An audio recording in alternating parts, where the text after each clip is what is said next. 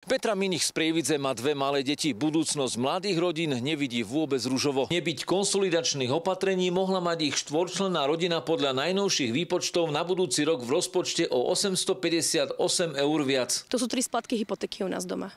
Keďže máme dvojizbák, z ktorého sme sa chceli posunúť ďalej, teraz keď sme sa stretli našou hypotekárnou poradkyňou, tak nám to ani neodporúčala, že v podstate z toho dvojizbového bytu my, čo už máme za chvíľu už 30 rokov obidvaja ako manželský pár, ktorý máme 2 malé deti, sa nemôžeme posunúť ďalej. Rodina s 2 deťmi by bez konsolidačného balíčka vlády Roberta Fica mohla mať o 860 eur viac a s jedným o 742. Máme už 3. konsolidačný balík po sebe a každý z nich nejakým spôsobom zvyšoval daňové alebo odvodové zaťaženie práce. Menej dostanú aj jednočlenné rodiny, či už s deťmi alebo bez. Najviac len na tom bude napríklad matka alebo otec s jedným dieťaťom.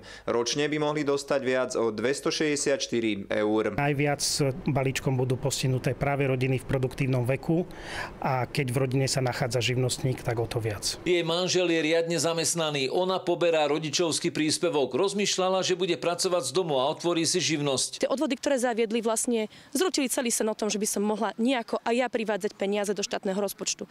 Týmto pre mňa je to likvidačná vec, ktorú urobili. Generácie v produktívnom veku budú v každom prípade konsolidácii ročne prispievať priemerne až 152 eur. Ja to vidím tak, že táto vláda nám dáva tak polena pod nohy, ako keby nás chcela mladé rodiny vyhnať odtiaľto, že proste tu nezostane kameň na kameň po nás.